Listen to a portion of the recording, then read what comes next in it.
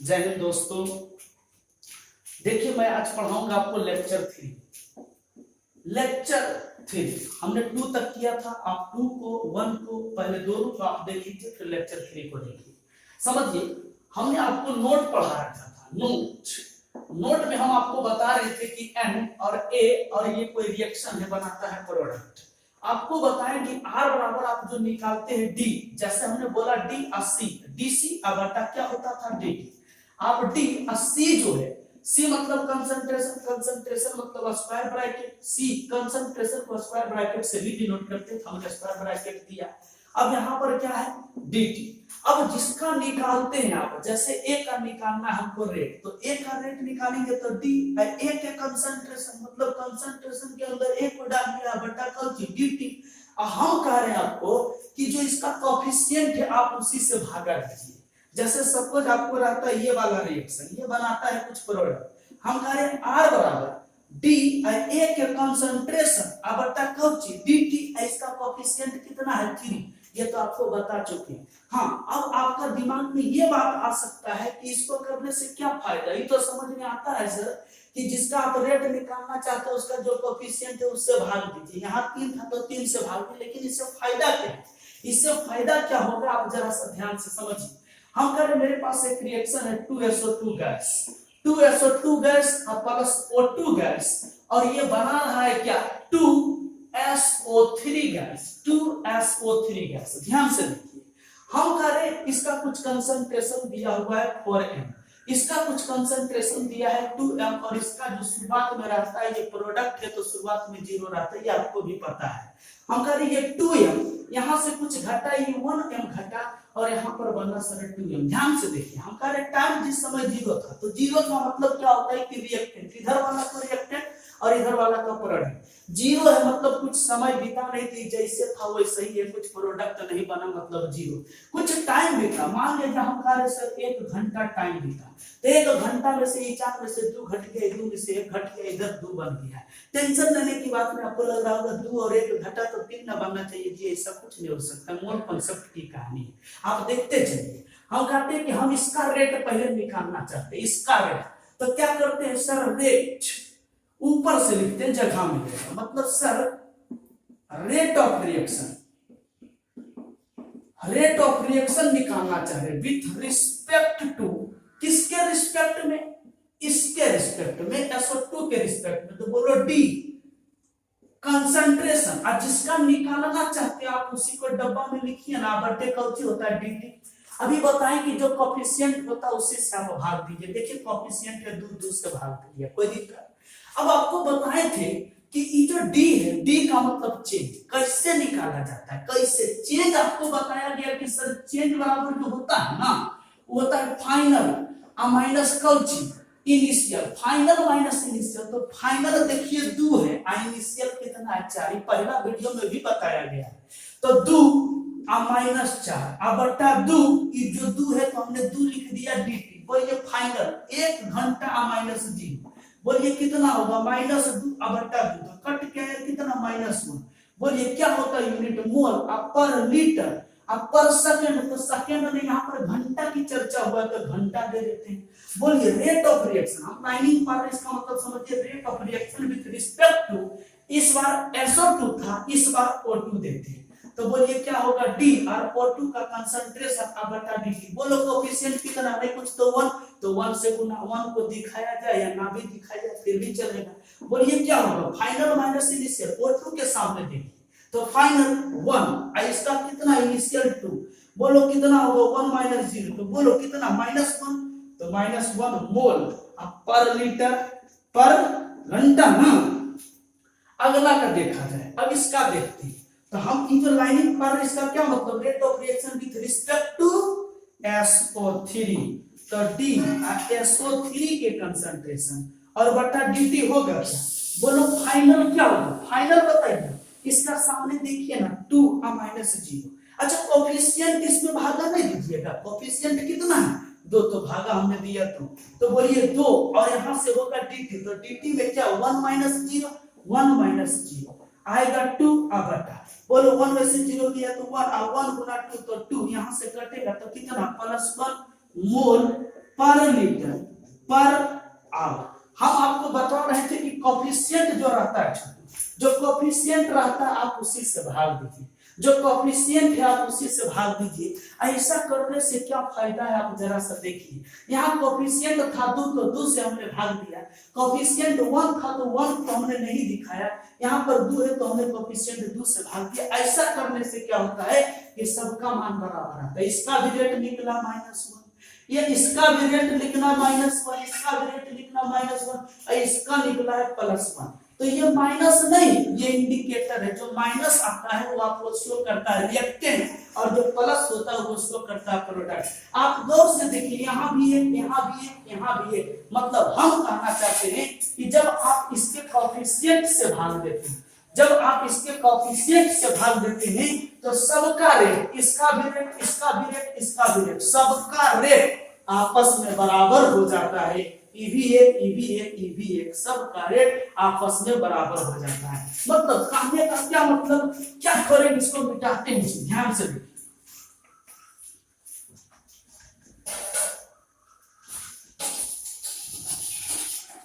मतलब इतना दिखाने से आपको फायदा क्या हो रहा है, ध्यान से देखिए। इतना करने के बाद आपको पता चलता है कि सर रेट जो होता है, जैसे इसका आप निकालेंगे SO2 का रेट और बटा क्या DT, इसका कोफिशिएंट कितना 2, अब बराबर DO2 का कंसंट्रेशन अब बटा DT, इसका कोफिशिएंट कितना 1 नहीं दिखाते। चलिए DSO3 के कंसंट्रेशन अब बटे कौची DT ना, इसका कोफिशिएंट 2। तो ये देखिए आपस में सबका रेट बराबर है। मतलब आप बराबर इस तीनों को कब लिखेंगे, जब इसके कोफिशिएंट से भाग देंगे तब। तो ये आपस में हो गया बराबर। ये तो कंसंट्रेशन की चर्चा है, क्योंकि कंसंट्रेशन आपको हमने बताया था कि कंसंट्रेशन जो होता है छुट्टी, आप उसको स्क्वायर ब्रैकेट बोला करते हैं। तो ये कंसंट्रेशन को हमने स्क्वायर ब्रैकेट। अब यहाँ पर क्या है कि 2 चीज का चर्चा होता है, एक कंसंट्रेशन और दूसरा प्रेशर। तो जब आप प्रेशर में बराबर करेंगे तो ये तो D है, ये है कंसंट्रेशन, तो कंसंट्रेशन के जगह पर सिर्फ P कर दीजिएगा, अब हो जाएगा SO2 अब बटा 2 DT। बोलिए D और कंसंट्रेशन की जगह पर P और O2 अब बटा क्या होगा DT ना। बोलिए क्या होगा D और P और SO3 अब बटा क्या होगा 2 DT। मतलब ये सबका रेट आपस में बराबर होता है कब, जब आप इसके कोफिशिएंट से भाग देते हैं तब। आप आपस में बराबर करिएगा तब, जब इसका कोफिशिएंट से भाग दीजिएगा तब। अब बात आता है, ठीक सही बात हमको समझ में आता है कि जब कोफिशिएंट से भाग देते हैं तो सबका रेट आपस में बराबर हो जाता है। लेकिन इससे फायदा क्या होगा, फायदा क्या होगा अभी बताते हैं। सपोज जैसे हम इसको मिटा लें, ध्यान से फायदा होगा क्वेश्चन बनाने में। वो कैसे, जैसे आपके साथ एक क्वेश्चन हम पेश कर रहे हैं, ध्यान से देखिए।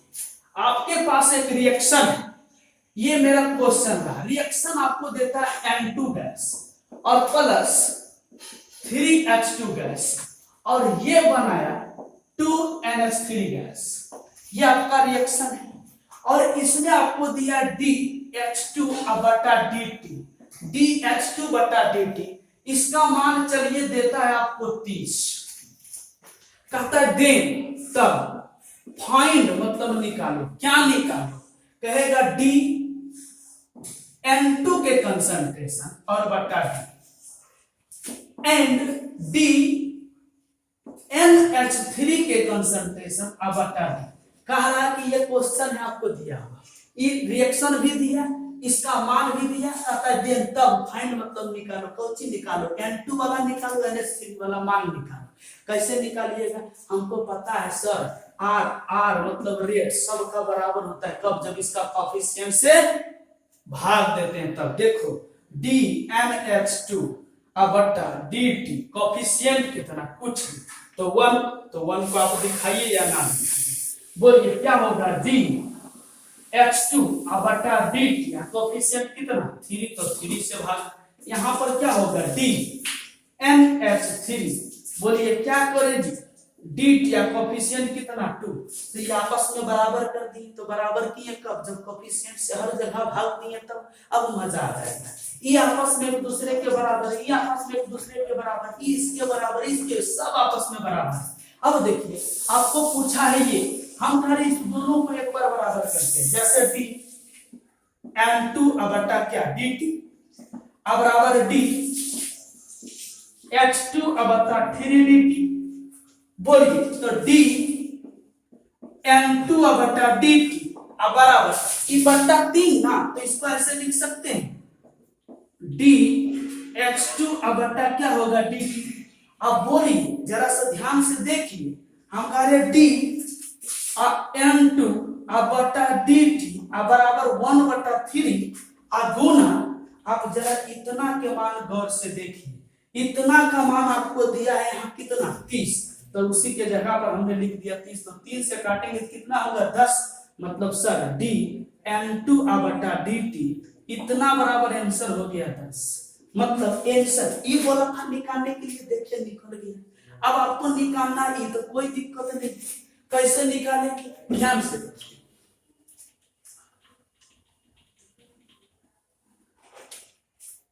गौर से देखिए।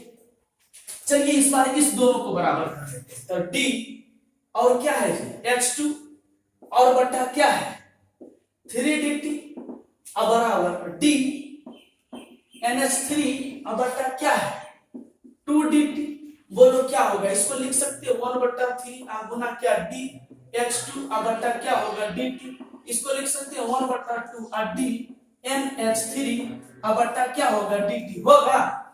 चलिए अच्छा इतना का मान तो आपको पता है 1/3, इतना का मान, तो इतना का मान देखिए गौर से कितना 30, चलिए 30 लिख दिया, इसी के जगह पर 30 लिख दिया 1/2 d NH3, एक एक स्टेप करके चल रहे ताकि आपको समझ में आए। कटेगा तो बोलिए कितना होगा 10, अब 10 अब बोलिए 10 कोना कोनी गुना होगा कि नहीं, अरे होगा कोना कोनी गुना, तो बोलो क्या होगा d और NH3 बटा dt बराबर कितना हो जाएगा 10 दूनी 20, ये आपका आंसर है। मतलब इस तरह से क्वेश्चन रहेगा आपको छोटू, क्वेश्चन में इसी तरह से रहेगा, एक चीज दे देगा, दो चीज निकालने के लिए बोलेगा, तो बिल्कुल निकाल सकते हैं, कहीं कोई दिक्कत नहीं। अब इसको मिटाते हैं,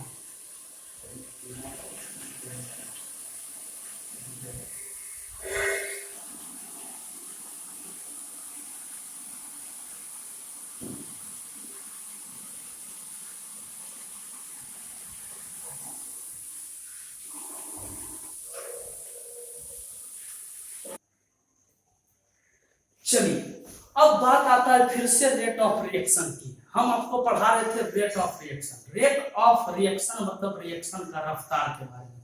अब फंडा ये है कि रेट ऑफ रिएक्शन होता कितना प्रकार के है, तो हम आपको बता रहे हैं rate of reaction, rate of reaction.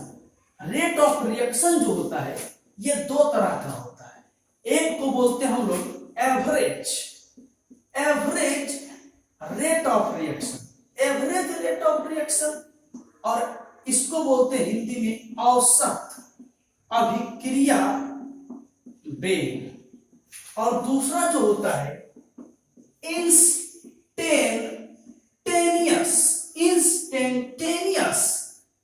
Rate of reaction, instantaneous rate of reaction, इसको आप हिंदी में बोलते हैं तात्क्षणिक, तात्क्षणिक अभिक्रिया वेग।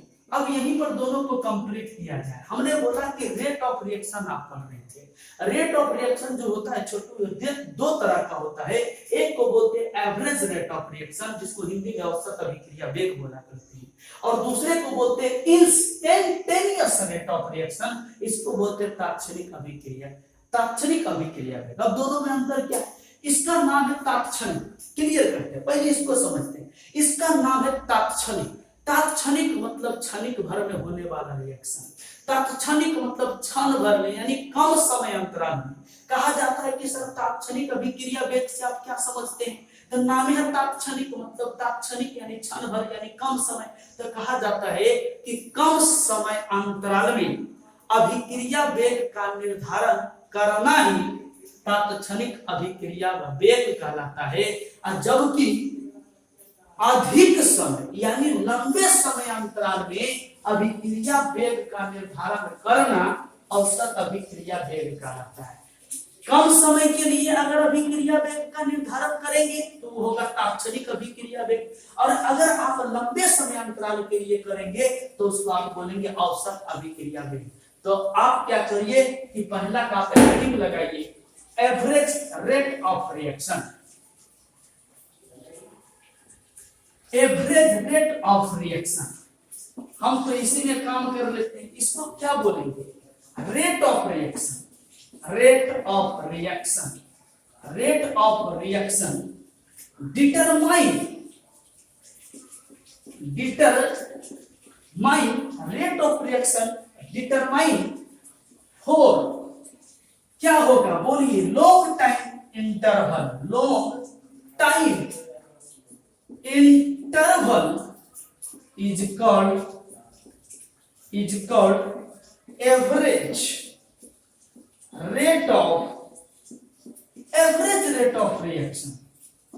ध्यान से देखिए, आप जो एवरेज रेट ऑफ रिएक्शन बोलते हैं इसको शॉर्ट में इससे बोला जाता है रेट, ए भी मतलब average. Average rate of reaction short में इससे भी बोलते हैं एवरेज रेट ऑफ रिएक्शन।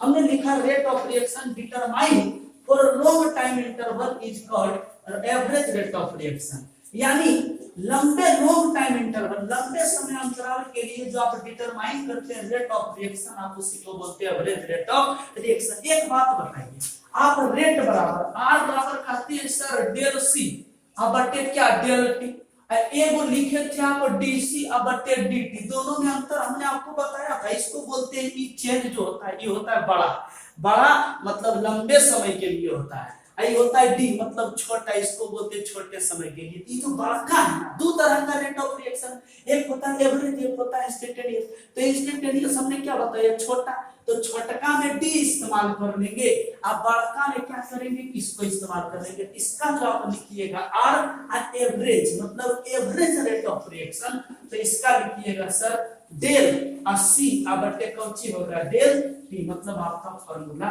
यही हो जाएगा। अब मान लीजिए इसका हिंदी कैसे लिखेंगे, तो आप हिंदी लिखिए, लंबे समय अंतराल में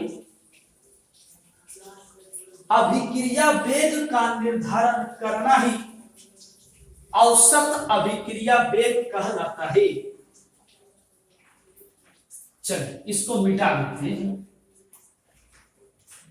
अगला आप लिखेंगे instantaneous rate of reaction. Instantaneous rate of reaction, instantaneous rate of reaction को ऐसे बोलते हैं इंस मतलब इंस्टेंटेनियस रेट ऑफ रिएक्शन। लिखेंगे कैसे, हमने बेकार मिटा दिया, rate of reaction, rate of reaction determine for short time interval, short time interval is called instantaneous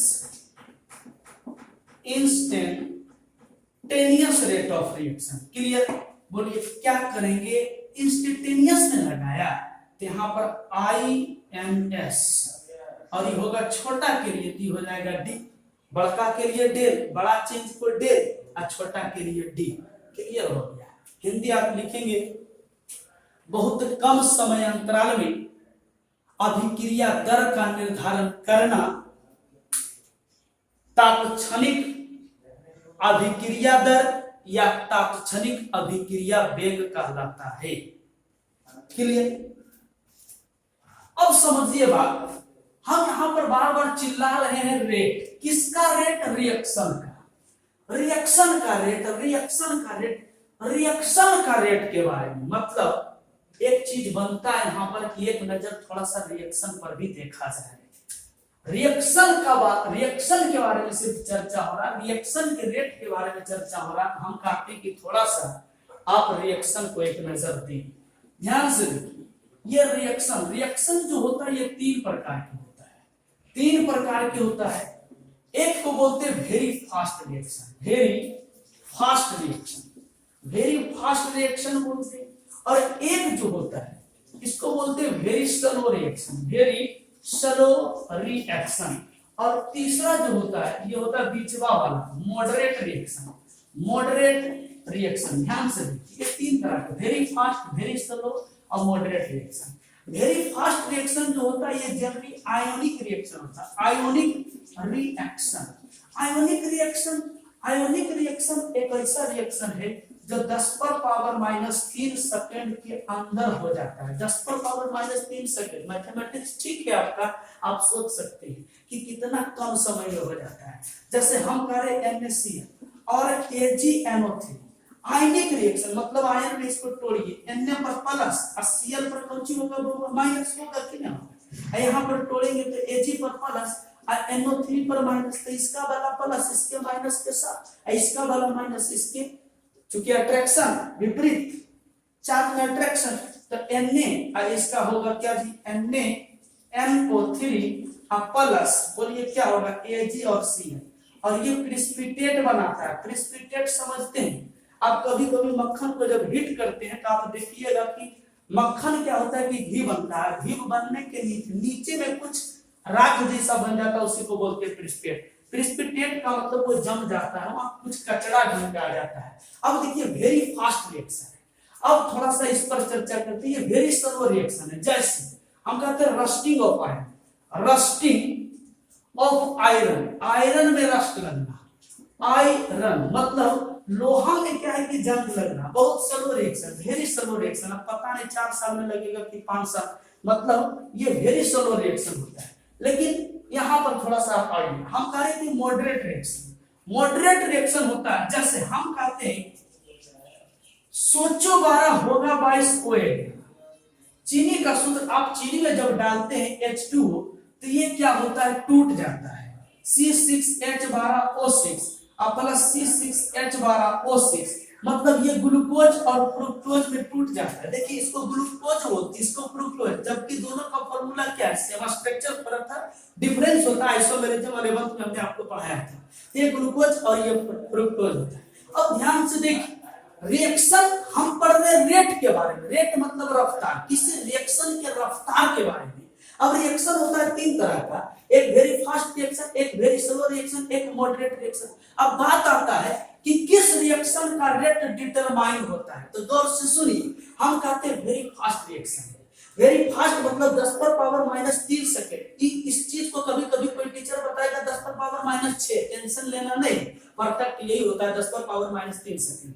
अब 10 पर पावर -3 सेकंड बहुत कम समय है, मतलब आप मुनो डिब्बा गायब, वही है कि जब आप सुनिएगा रिएक्शन हो चुका होगा, मतलब इतना फास्ट है कि आप रेट डिटरमाइन नहीं कर सकते, इतना फास्ट है कि आप इसका रेट रफ्तार नहीं बता सकते हैं, जबकि ये इतना स्लो है कि इसका भी रेट आप बताने के लिए वहां पर बैठल में रहिएगा। रस्टिंग ऑफ आयरन मतलब लोहा में जंग लगना, पता नहीं 3 साल में लगेगा कि 4 साल में कि 6 साल में कि 10 साल में, आप वहां पर बैठल रहिएगा रेट निकालने के लिए। मतलब ये होता है वेरी फास्ट, रेटे नहीं निकाल सकते, ये होता है बहुत स्लो, वहां पर बैठल नहीं रहेगा कोई रेट निकालने के लिए, किसका भी रेट डिटरमाइन नहीं किया जाता है। मतलब हम यहां पर लिख देते हैं कि rate not determine, rate not determine,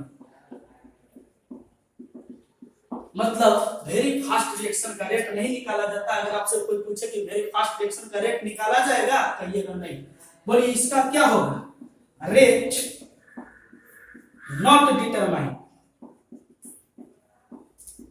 ये वेरी स्लो है, इसका भी नहीं निकलेगा, इसका निकलेगा, हाँ सर इसका निकलेगा रेट डिटरमाइन। मतलब आपसे कोई पूछता है कि मॉडरेट रिएक्शन का निकलेगा, तो हाँ निकलेगा। हम पढ़ रहे हैं किस क्या, रेट ऑफ रिएक्शन यानी रिएक्शन के रेट के बारे में, तो बोलिए इस रिएक्शन का रेट नहीं निकलेगा, इस रिएक्शन का रेट नहीं निकलेगा। हम पढ़ रहे हैं रेट ऑफ रिएक्शन यानी रिएक्शन के रेट के बारे में, सिर्फ इसका निकलता है, तो इसीलिए कहा जाता है कि केमिस्ट्री केमिकल काइनेटिक्स चैप्टर में वेरी फास्ट रिएक्शन और वेरी स्लो रिएक्शन का कोई जगह नहीं है।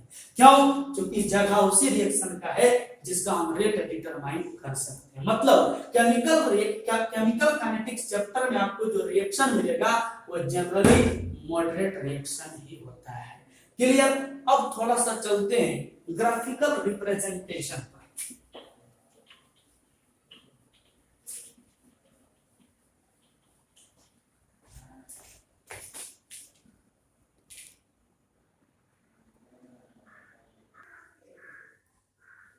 चलिए अब आप देख रहे होंगे बोर्ड पर ग्राफिकल रिप्रेजेंटेशन, यानी थोड़ा सा ग्राफिकल रिप्रेजेंटेशन के बारे में आपको कुछ दिखाते हैं। देखिए ग्राफ आपको दिखाने की कोशिश कर रहे हैं, जैसे हम कहते हैं कोई रिएक्शन है ए और ये बनाता है प्रोडक्ट। इसमें दो तरह का चीज होता है, एक रिएक्टेंट होता है और दूसरा क्या होता है जी, प्रोडक्ट होता है। आपको पता है कि सर रिएक्टेंट घटता है, प्रोडक्ट क्या होता है, बढ़ता है।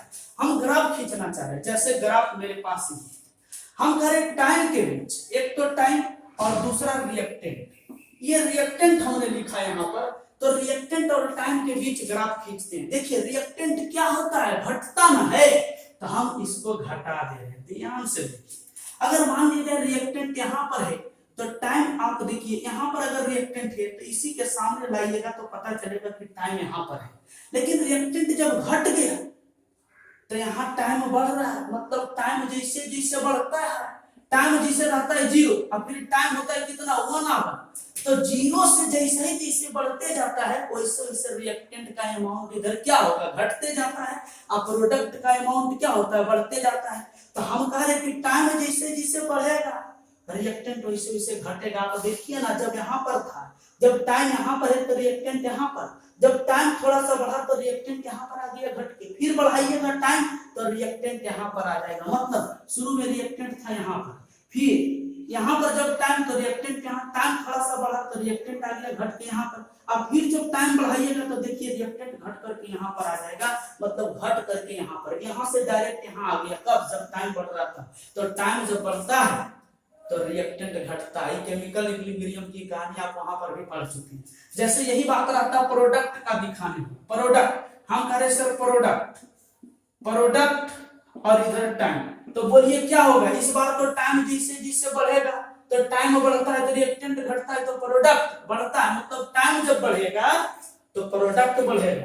तो प्रोडक्ट बताइए शुरू में तो 0 ना रहता है, 0 मतलब ओरिजिन पॉइंट, ओरिजिन पॉइंट मतलब 0, तो धीरे धीरे क्या होगा, बढ़ते चला जाएगा। आप देखिए जब टाइम यहाँ पर है छोटू तो प्रोडक्ट यहाँ पर, जब टाइम को आप बढ़ाएं तो टाइम जैसे ही बढ़ेगा तो प्रोडक्ट क्या होता है, देखो बढ़ करके यहाँ पर आ गया प्रोडक्ट, फिर बढ़ाइएगा तो प्रोडक्ट यहाँ पर आएगा। मतलब जब टाइम घटेगा, टाइम जब घटता है, सॉरी टाइम जब बढ़ता है तो रिएक्टेंट घटता है, और जब टाइम घटता है तो प्रोडक्ट। टेंशन लेना नहीं, कंफ्यूजन नहीं होना। अच्छा दोनों को एक साथ दिखाएंगे तब, जैसे ये है ग्राफ, तो देखो रिएक्टेंट क्या होगा, रिएक्टेंट जो होता है घटता है, प्रोडक्ट बढ़ता है, प्रोडक्ट बढ़ता है तो 0 से जाएगा ऊपर, चलो 0 से ऊपर कर दिया, कोई दिक्कत नहीं। रिएक्टेंट बताइए क्या होगा, घटेगा ना, देखो घटा दिया, कहीं कोई दिक्कत नहीं। मतलब की हो गया हमारा रेट ऑफ रिएक्शन हो गया। एक बात बताइए छोटू, ये वाला नीचे वाला गया कि प्रोडक्ट ना है, और यहाँ से जो घटा उसको क्या बोल रहे हैं, रिएक्टेंट, कहीं कोई दिक्कत है। मतलब समराइज किया जाए कि ये पूरा आपका ग्राफिकल रिप्रेजेंटेशन, ये कोई बड़ी बात नहीं, आप केमिकल इक्विलिब्रियम में भी पढ़े, फिर भी हमने थोड़ा सा शो कर दिया। That's all. बहुत मजबूरी के साथ मैं वीडियो अपलोड कर रहा हूँ, आप ध्यान से इसको पढ़िए, इतना गर्मी में भी आपके लिए कोशिश कर रहा हूँ, आप थोड़ा ध्यान से पढ़िए। That's all.